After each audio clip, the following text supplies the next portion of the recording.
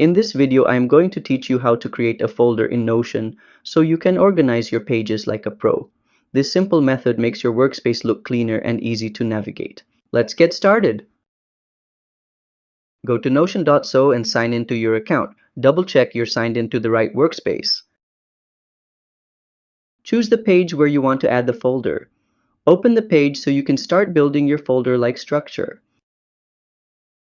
Type the command /G and select Gallery View. This will let you create a visual container for your pages. Now add a new page inside the gallery and rename it. For this video, I will rename it as Picture. To make it look like a real folder, I'll add an icon.